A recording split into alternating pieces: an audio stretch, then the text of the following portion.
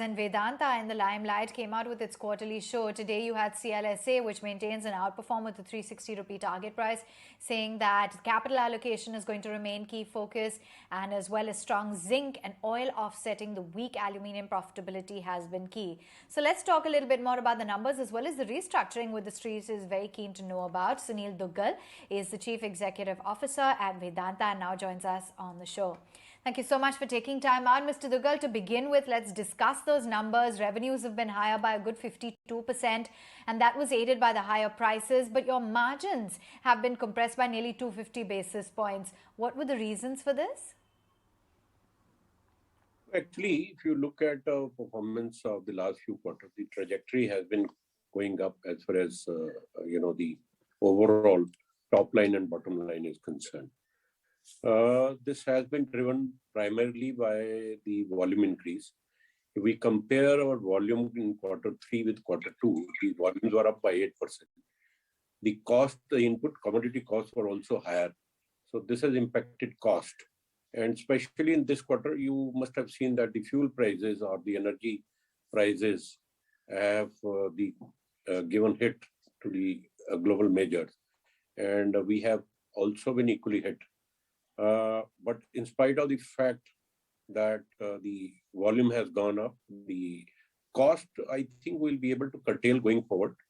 And from a level of where we are in Q3, we have made the plan to shave up the cost by 10 to 15%. And the visibility of the fuel security for Q4 is much better. And that is why we would say that we'll be able to raise our margin going forward.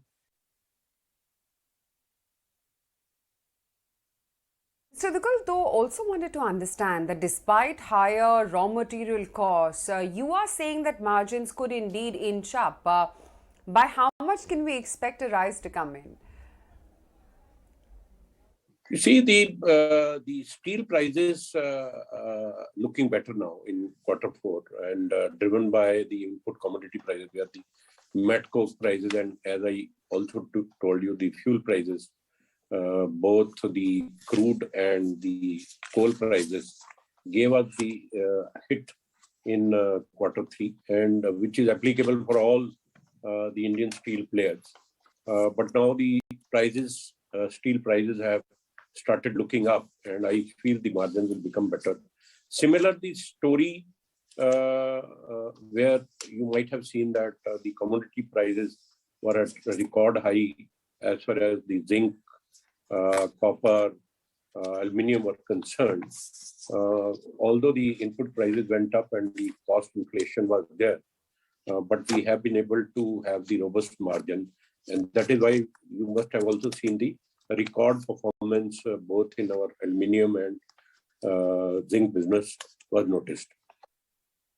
Some more color as far as the commodity price outlook is concerned. Where do you see it headed after the big run that we had seen last year? And apart from that, how's the overall demand environment looking like? So demand, you must have seen the global events which took place where the supply curtailment of the input commodities and the energy crisis resulted into shutting off some of the operations in Europe or in China. And this resulted into the global deficit of the commodities like zinc, aluminium, and other commodities like copper also. So this gave this sudden boost to the commodity prices. But if we look at the fundamentals, how the world is going to look like. The ESG is a big buzzword, and world wants to decarbonize, and we are working toward the carbon neutrality going forward.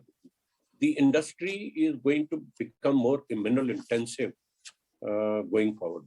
If you look at the mineral requirement for putting up a 1 megawatt renewable power, it requires 7 to 10 times mineral compared to the traditional coal-based power plant. Similarly, the EV vehicle requires 8 to 10 times mineral compared to the normal vehicle. So the future is going to be more mineral intensive, and that is why we feel that it is very important to keep a focus on the supply demand looking at the global resources and the projects in the pipeline and the demand growth, my own belief is that the commodity prices are going to stay at an elevated level.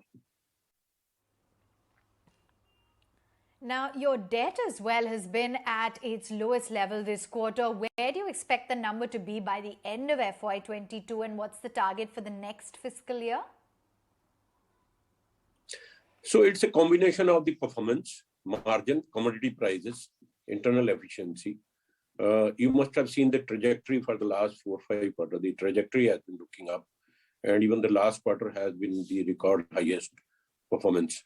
We believe this journey will continue, and as I said, the commodity price is going to stay at an elevated level, and we are going to have the more integration of our operation, where we are trying to build the fuel security by operationalization of some of the coal mines in our aluminum business.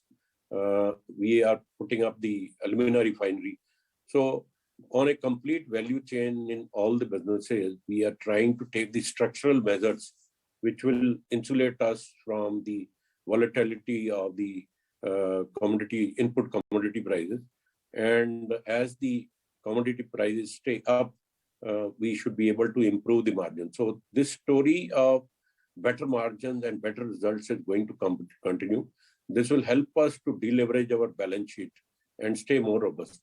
Apart from this, real focus is also given on debottlenecking and the completion of the half-done projects. Okay, Sunil, great to have you on the show. Thank you so much for taking the time out and joining in today.